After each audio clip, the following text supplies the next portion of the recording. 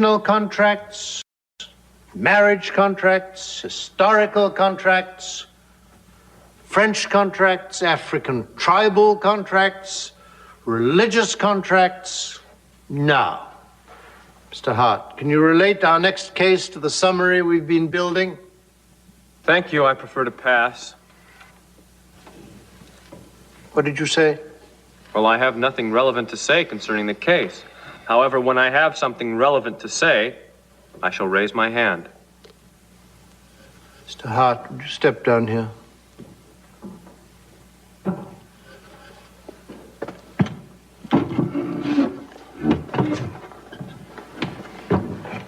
Excuse me.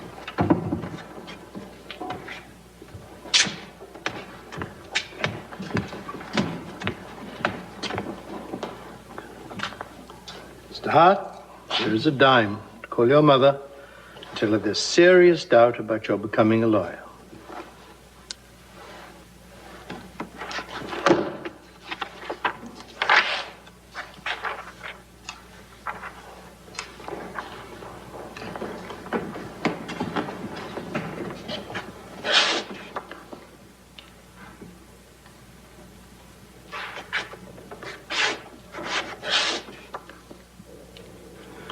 You are a son of a bitch, Kingsfield.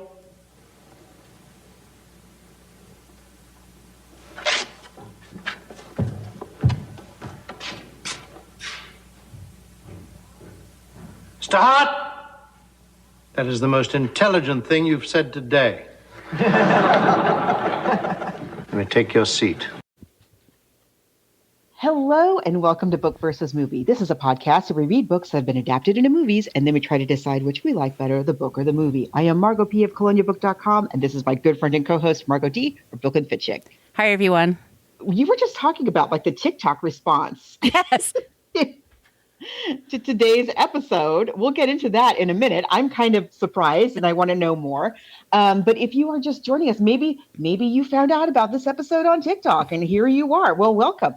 Welcome. This is a podcast where we talk about films that have been adapted from books, but also really from any literary source. We've been at this for 10 years, y'all. 10 years. Wow. And several presidents. It's amazing.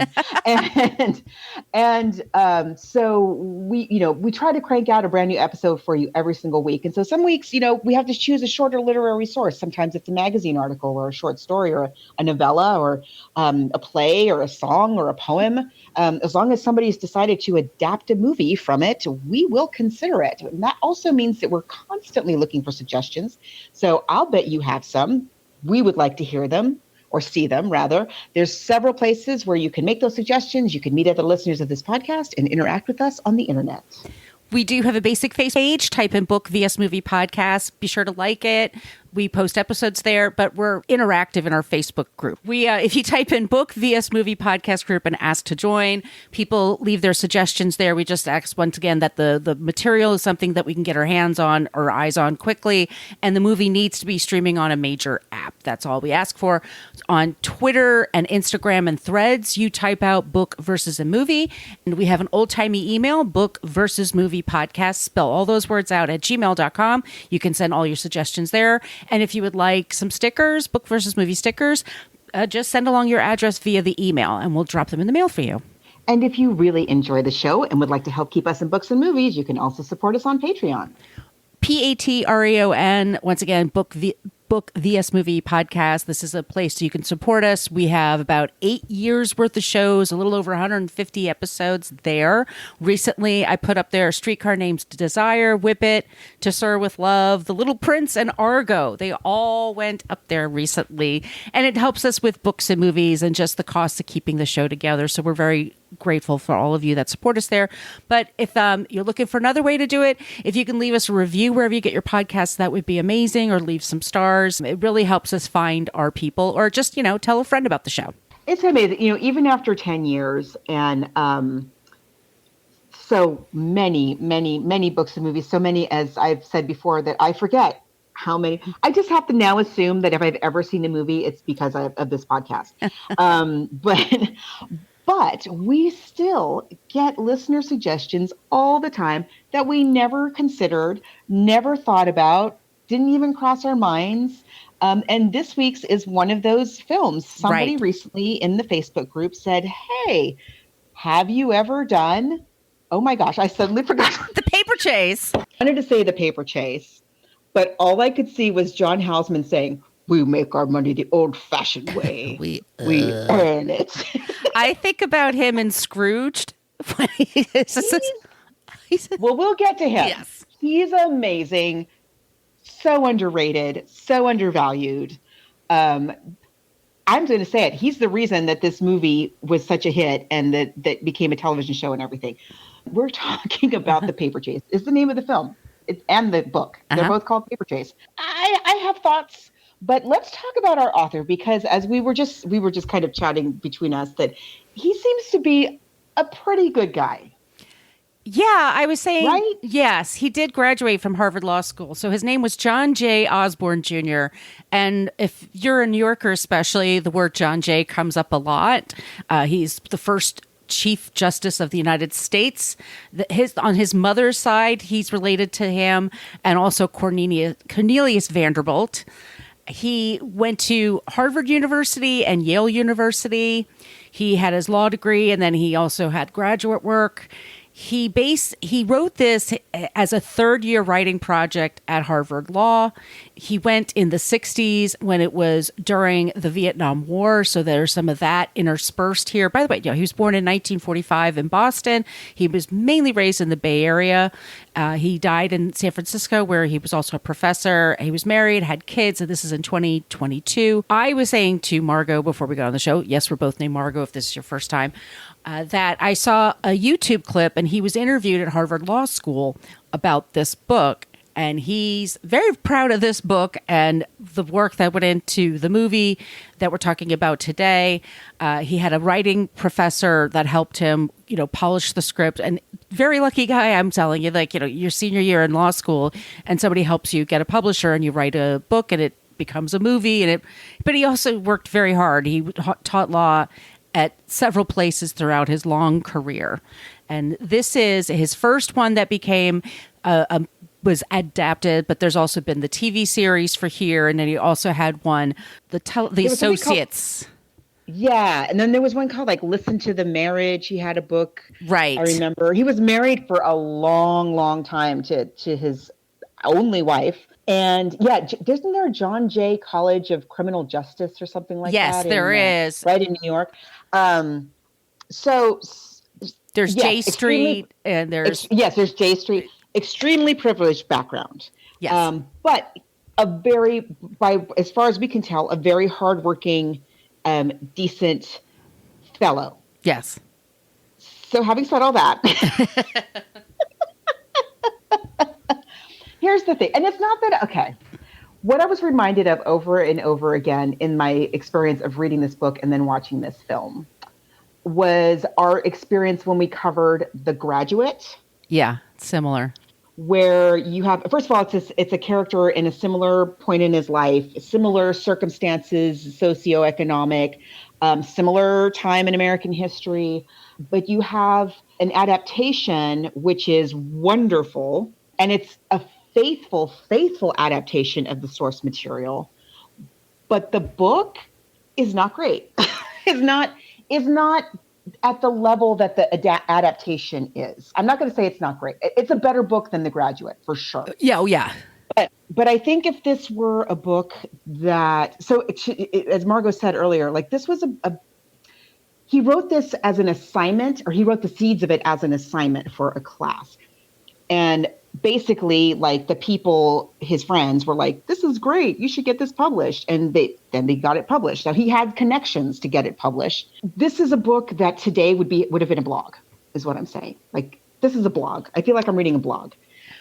We have, if you're familiar with the film, we have the story is exactly as it is in the book, except the book has, for some reason that we're never really clear about, it has these interstitial kind of asides, not quite a chapter, but a really brief little where he kind of pops in, and it's all in italics. He shares a real life story from his own personal experience in law school, whether that's, and they're different. Like it might be a story somebody told him, or it might be a thing that he observed in Harvard Square, or it might be any number of things. But for some reason, he like steps out of this. Why he doesn't have that happen to the characters in the story, I am completely baffled. Yeah. He steps out.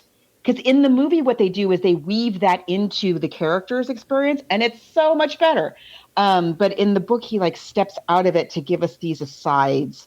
And it's not that it's not poorly written, and it's not a bad story, but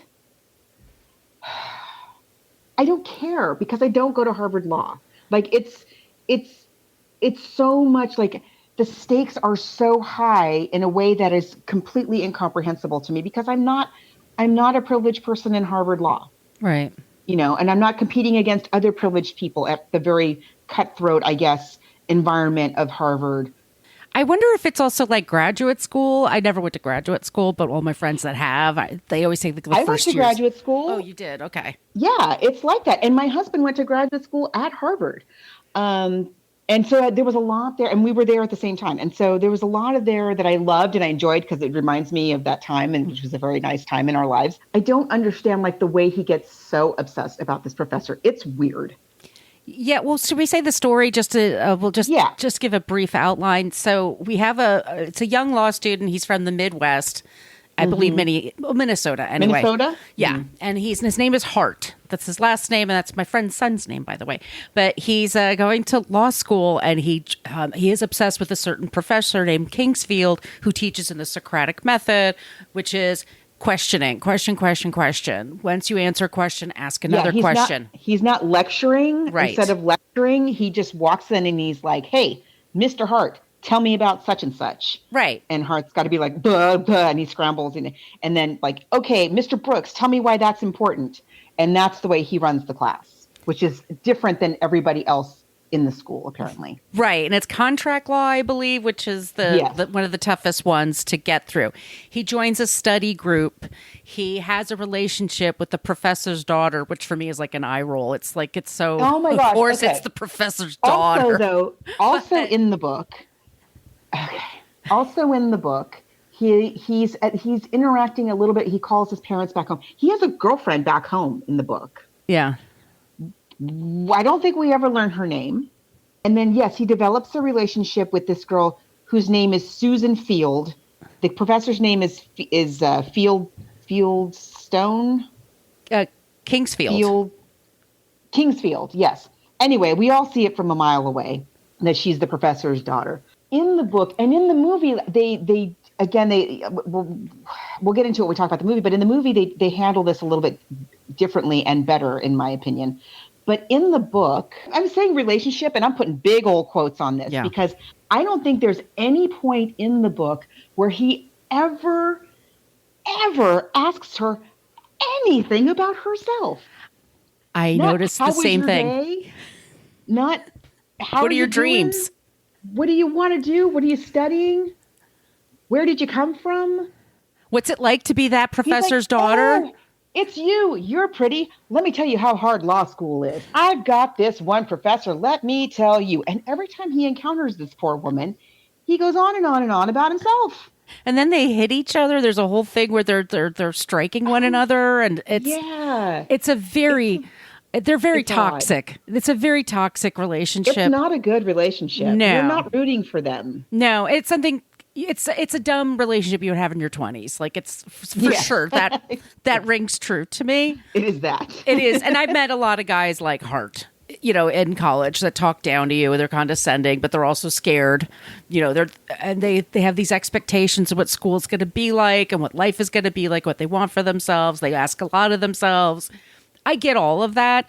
I just found, like you said, like the sidebars in the italics. I was like, why are we? And if one of them had McNamara, like that McNamara visited the campus during the Vietnam War, right? I'm like, where's that chapter? That's like 2 paragraphs. You could have had any one of these characters have this experience happen to them. But it's so important that we know that it happened to you. Right. I think, don't they switch perspectives? Yes, but they're yes. very similar. I mean, there's like the nerdy one, and then Exactly. there's the I mean start losing one. track. They're very much alike. They have very similar backgrounds. The biggest difference is that one of them is married. Oh my gosh, talk about talking down to a woman. There's two women in the whole thing. There's Susan, who's played by the Bionic Woman in the movie, and there's who, like I Ashley. said, he never asks her about herself. And then there's Ashley, who's married to this character named Brooks, and everybody treats her like she's It's a I don't know, like child. she's there to what? She's a child who's there to cook and pick up after you, I guess.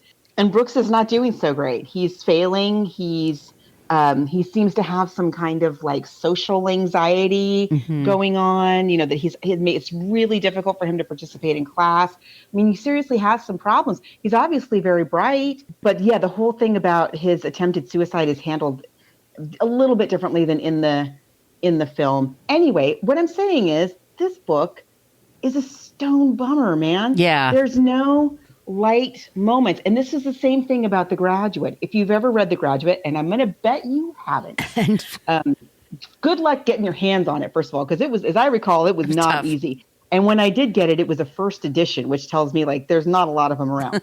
And The Graduate, the movie, which is great, is an almost word for word adaptation of the book. But the big difference is the book is absolutely devoid of any humor, any levity, any self-introspection of any kind. So it takes itself completely 100%, never lets up seriously. Which means if you think about, if you know that story of The Graduate, what it means is Mrs. Robinson is a rapist, basically. She has raped him. And it's like literally that dark.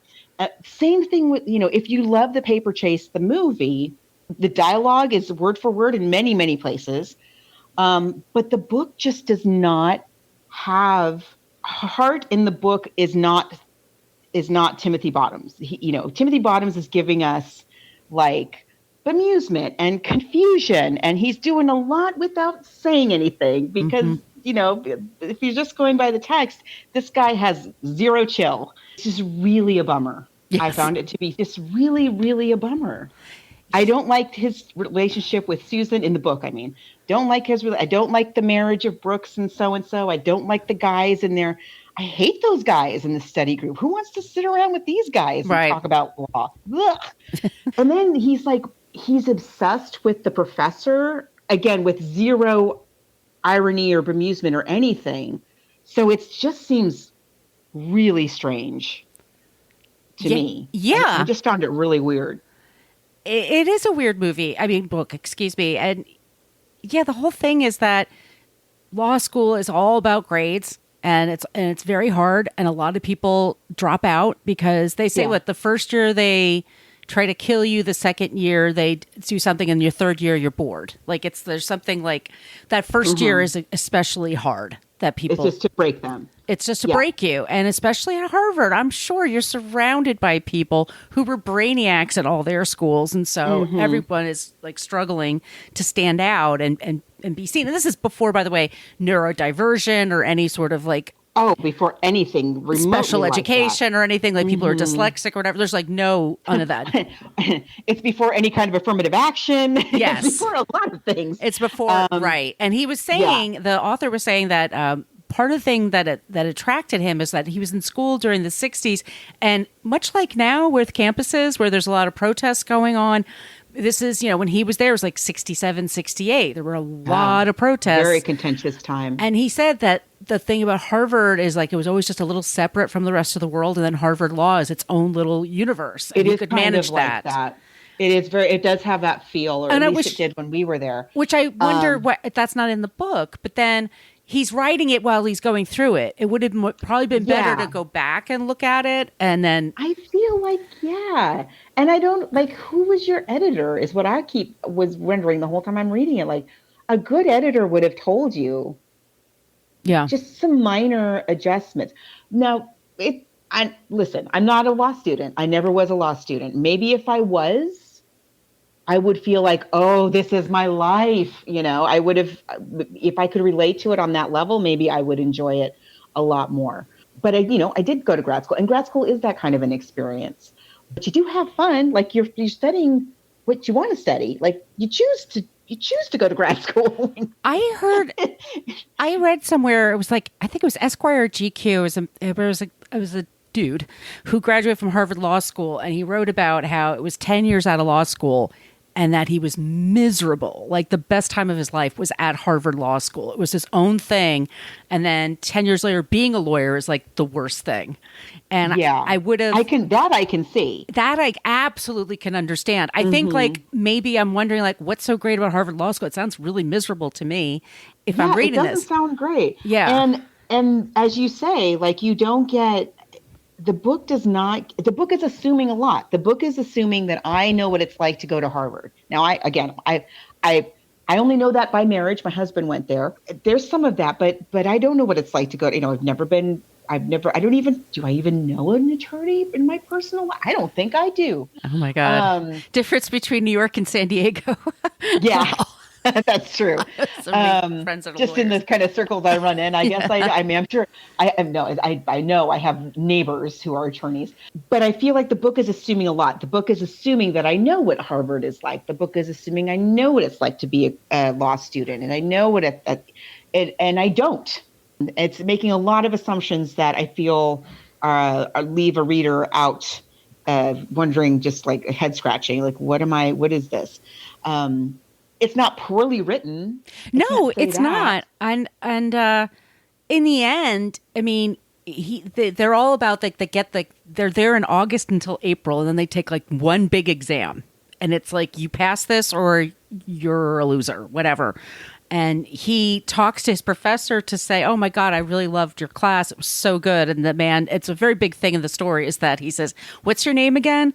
His professor, who's been teaching him for 8 months. They've had all kinds of interactions. Right.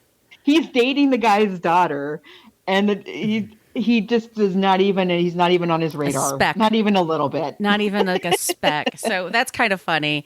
And then I guess we do spoil all the details. At the end, he's hanging out with Susan at the Cape, I guess, or by the water. Mm-hmm. He gets his grades in the mail, and he makes a paper airplane with them and tosses it into the ocean. So he has no idea how he did. Well, he does and he doesn't. But because, look, if you go to Harvard, again, I know this by marriage. If my husband had gotten his first year grades in grad school and tossed them into the Charles River as an airplane, he still would have figured out what his grades were. And also, he kind of knew already, right? You kind of know. When you show up to go back to class the next semester and they don't let you in, then maybe you failed. So it's kind of like that's cute, but like you kind of know how you did, don't you? I think you do. I think we're supposed to think like he's trying to have more balance, we would say now, in his life. But I don't think sometimes in your life, I'm confused.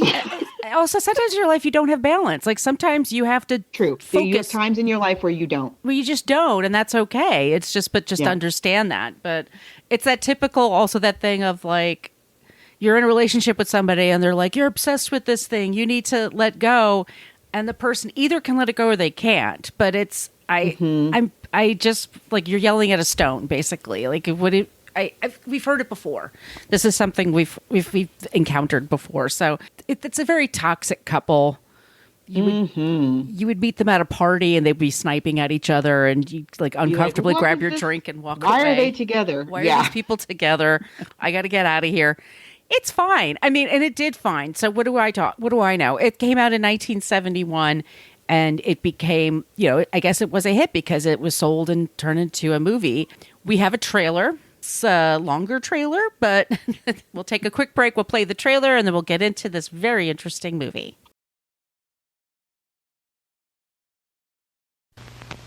Harvard Law School, Cambridge, Massachusetts.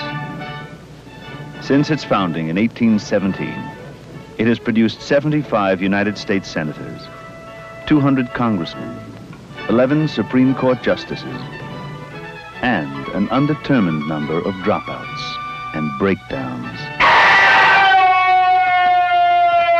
That's just a screamer, man. Screams every Friday and Sunday night at exactly 12. This is James T. Hart, class of 76. He has a birth certificate, a driver's license, a high school diploma, a draft card, a college degree, and he's about to spend 3 more years of his life chasing another piece of paper. Loudly, Mr. Hart. Fill this room with your intelligence. I haven't read the case. 20th Century Fox presents The Paper Chase. All that stuff about grades is true. You gotta work like hell. We use the Socratic method here. They're just grades, Kevin. You come in here with a skull full of mush. It's a number, it's a letter, but it determines salaries and futures. Professor Kingsfield? Yes? You wanna get drunk? That is the most intelligent thing you've said today. There's no guarantee that we're all gonna be here in the spring. Some of us might have nervous breakdowns. One more word out of you, Anderson, and I'll lock your head in your attaché case. What did you say? The Paper Chase. Every guy in this house almost flunked out the first year. It's not too hard to see why. They had broads on the brain. Oh, do you mind? There's someone following me. Just to the corner's all right. I'll walk you home. I'm telling you, Hart, the worst thing a law student can do is get involved with a girl. I haven't been working hard enough since I've been seeing so much of you. And it's all my fault, is that what you're saying? Why didn't you tell me you were Kingsfield's daughter? Our relationship has changed. It certainly has. I feel like an intruder. Not in his bed, but in his study. Oh my God, he's back. Listen, get the kitchen. So what do you say? Well, he just said he hoped it wasn't a law student. The Paper Chase. I found something. There's a room above the stacks where they keep all of the actual notes the professors took when they were law students here. I want to see the notes. I want to see Kingsfield's notes on contracts. I shall be irrational.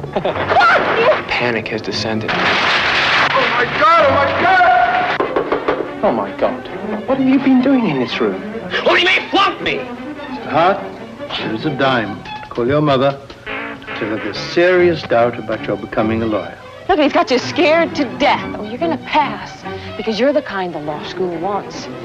You'll get your little diploma, your piece of paper that's no different than this, and you can stick it in your silver box with all the other paper in your life. You are a son of a...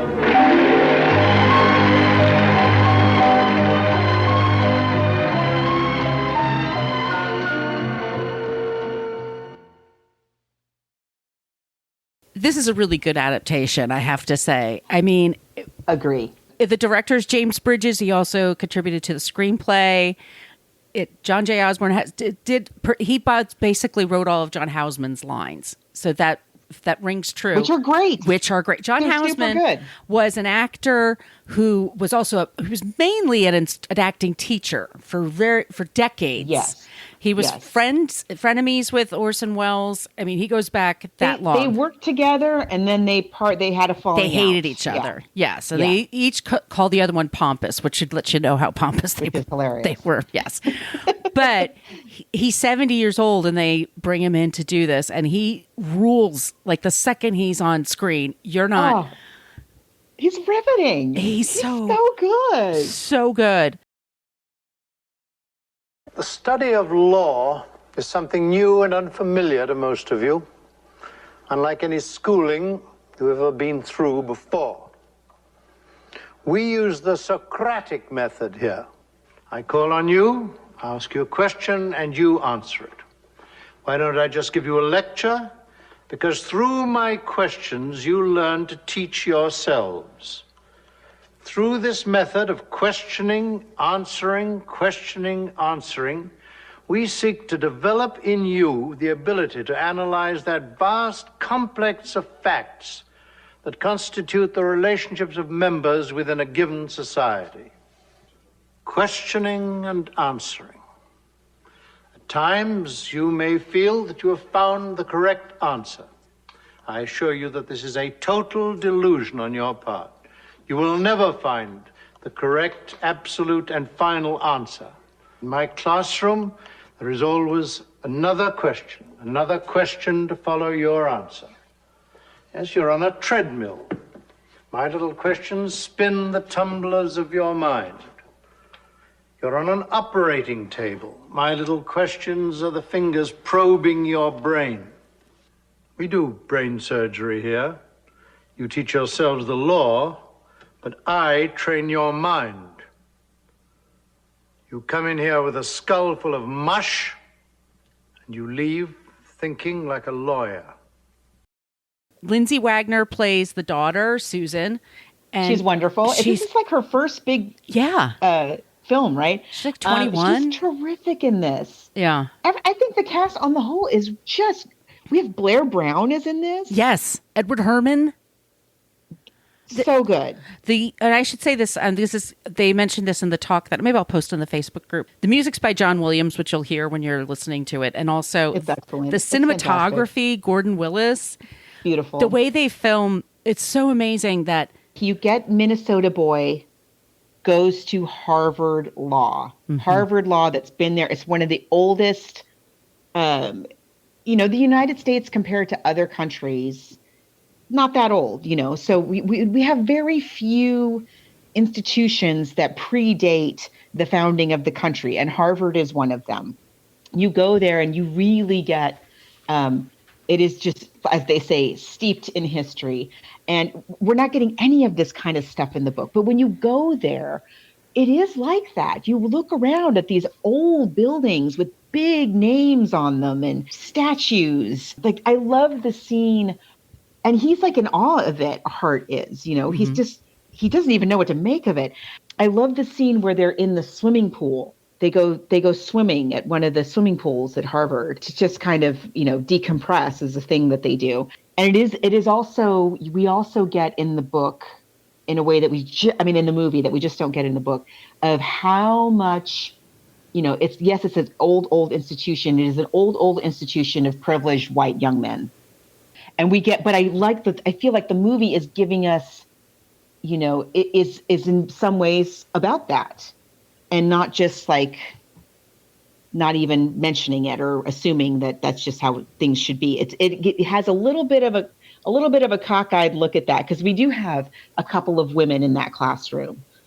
We do have a couple of people of color mm-hmm. in that classroom. That's not in the book at all. So I really love the way that the movie gives us this venerable institution, and then John Houseman opens his mouth and, I want a television show, I want commercials, I want everything. And I want you get him to be my ringtone. It's interesting. Gordon Willis, who's the cinematographer, also just did Godfather before he did this movie. So if you're wondering why it's so well filmed, this man is working on it. But when you're watching it at first, John Houseman appears to be so much taller and bigger than everybody else. And then throughout the movie, they get a little closer and closer. He and Timothy Bottoms, and you realize they're the same size, basically. Yeah. Then they're in the elevator together, right? But it's this whole journey through the film. There's so many scenes that I just love, and it is just that. It's just the cinematography and the way that the shot's been set up. And this is in the book. Again, it's a very faithful adaptation, but it's just so much better than the source material. He's in the library, and it's an old library, so it has those glass floors. And my grad school library at Pratt Institute had glass floors like that. And I remember that you'd be on one floor and you could look up and you could see that somebody was walking back and forth. Oh, wow. And and he looks up and he's like, something about the way that shadow is walking. And sure enough, it's John Houseman. I just love that scene of John Houseman doesn't say anything. We just see like a shadow of some very nice loafers, some very nice men's dress shoes up above, and there's just something about the way that he just, it's so great. That character is so wonderful. He just brings so much. He could, in somebody else's hands, it could have been hammy, too villainous, too hammy, mm-hmm. Too overbearing, not believable. But it's perfection. And I believe him, even to this point, I believe him as the Bionic Woman's dad. Yes, absolutely. Absolutely. I love the scene where poor Brooks, James Naughton, he's married and he has stress all over his poor face. Like, now, suppose I write you a contract. It says, I agree for $100 to paint your apartment with white paint. Is there any difference between this and a contract which says, you agree to paint my apartment with white paint, provided I pay you $100?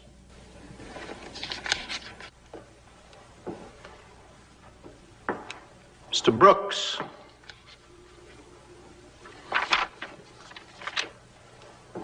You won't find it in the casebook, Mr. Brooks. This is just a hypothetical. I am waiting, Mr. Brooks. I'm not sure that I understood it all. Could you tell me it again? In one case, there are two mutual promises. In the other, there is a condition on a promise. Mr. Brooks, do you know the difference between a condition on a promise and a promise?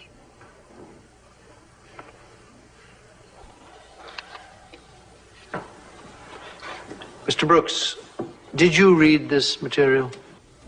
Yes, I did read the material. I memorized the facts. I have a photographic memory. A what?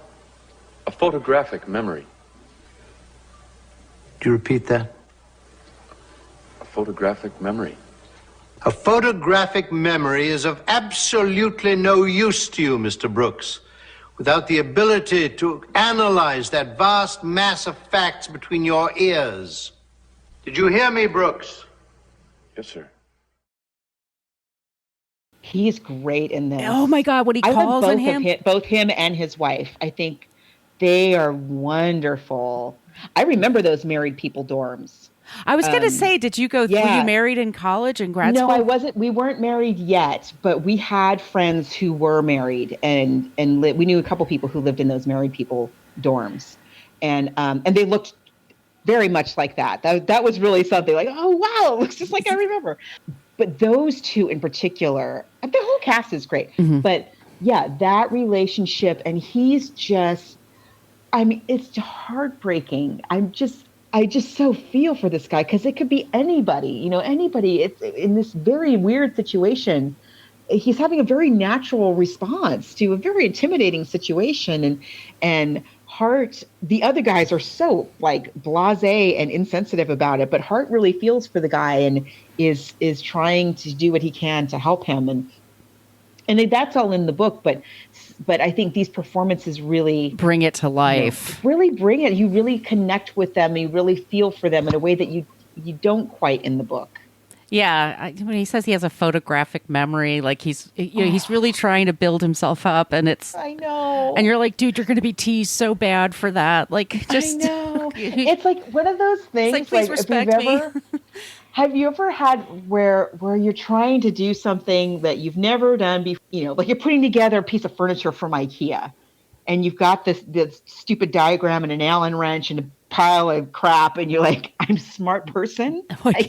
I've done a lot of smart things. I know. You have to like psych yourself up. Right. And he's doing it, but he's doing it in front of the professor and everybody else. And you're like, oh, Brooks. It's Edward Herman is one of his roommates. It's like, is anybody more perfect? Like a Harvard Law School. He's so that guy. Oh my God. That's just the voice. And love it. And love it. So Liberty Bell. Liberty Bell. Like the Liberty Bell. Fortune to Xerox that, Bell. Maybe I'm not going to Xerox it. But what does that mean? Maybe you're not going to Xerox it. This is a great outline. Fantastic. If yours doesn't stack up, you won't get a chance to look at it. Bell's going to have his outline Xerox just like Bristol. Maybe Bell is, and maybe Bell isn't. The outline is a tool, Bell. A tool, not an end in itself. I'm going to publish that outline. The casebook's already been published, Bell. My outline is better than the casebook. Anyway, it's going to be longer. I think you're all a bunch of pimps. You're on a suicide course, Bell. I don't have to sit here and be insulted. One more word out of you, Anderson, and I'll lock your head in your attaché case. How's your outline coming? Well, I have not yet reached the stage where my outline is reducible to a single word. Yet at 50 pages, if I may pat myself on the back, it's clean and concise. How about you, Kevin? It's coming. Can you tell us how far? It'll be ready in 4 weeks. before exams. I don't think Kevin has an outline. I think the pimp is holding out on us. If you ever say pimp in front of me again. Pimp. We do have the romance here. I mean, he's still a jerk. I mean, I would say he's being a jerk, but she is responding as though he is being a jerk, like right. you would. In the book, she just keeps like, she just kind of goes along with him. And like, here I am again. He keeps showing up at her door. Yes, exactly. Lindsay Wagner, like that whole thing where he falls asleep on the side of the road and she just like walks away and he's so upset. Like, you're not nourishing me. I need more nourishment. Yeah. You're just draining from me. She's like, oh, okay, well then. Oh, is that what I am? Oh, but thought I was a person. But you're right. Like Timothy Bottoms is so good. He's excellent. He's wonderful. We talked about him when we talked about Last Picture Show. He's just perfect for this role. You haven't paid homage to my father yet. Why don't I take you to meet him? Why didn't you tell me you were Kingsfield's daughter? Well, I'm not his daughter very much. Why didn't you call me? Wait a minute. You were the one who left me in the park. Why didn't you call me? I knew I'd see you here today. You lied to me, Susan. You told me your last name was Fields. My last name is Fields. I'm married. We're separated. He's still in Europe and we're getting a divorce. So why come back? Because my mother is in a mental institution. That's why I came back. Sorry. She's crazy as hell. But I'm not. Couldn't prove it by me. I have spent my required hour. Would you like to take a walk? No, you look too different dressed like that. I've got to think. Please, excuse me. I'll be home at 9 o'clock.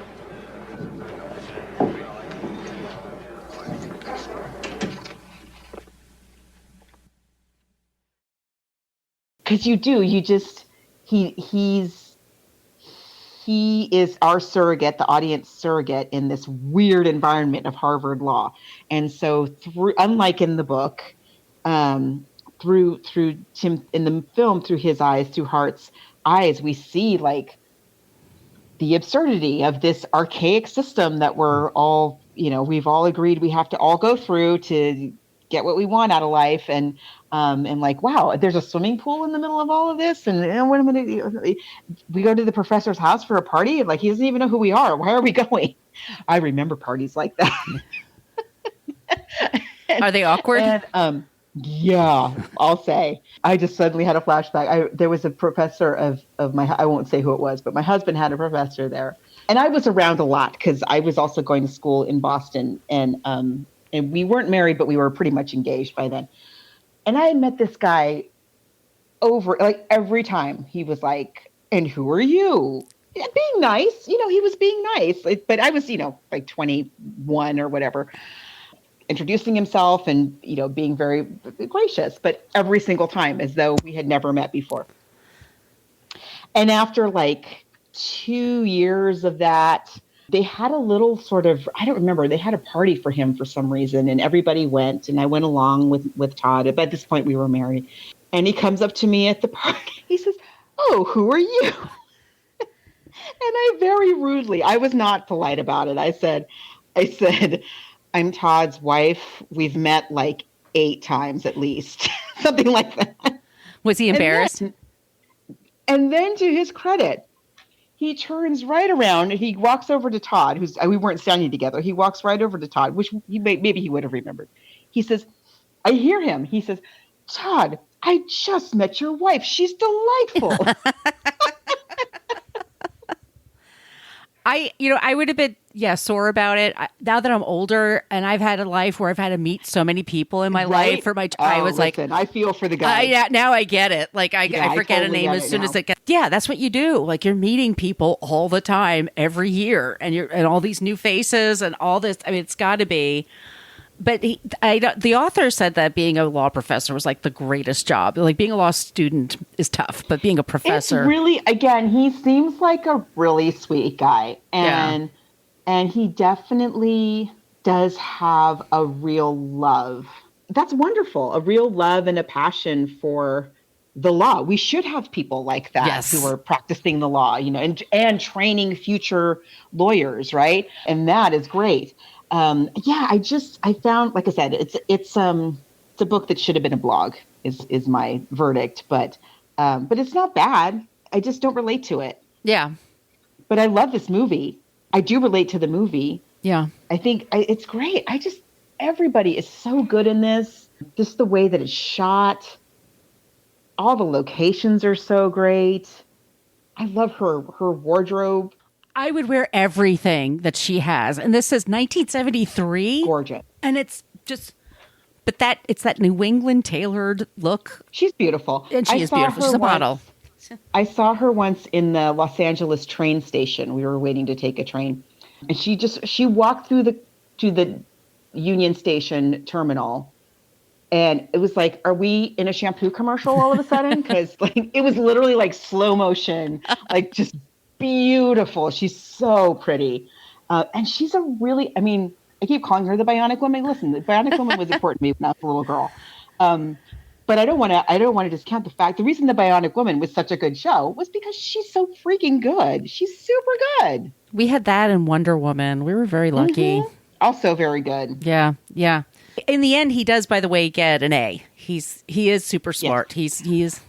But we also have this other subplot of her divorce, right? So we actually learn stuff about Susan in the movie, and the husband is she's dealing with this. We learn about that relationship that she's getting out of, and why she doesn't want to be so committed. None of that is in the book. Why she doesn't want to be so committed to Hart. And at the end, he gets his grades.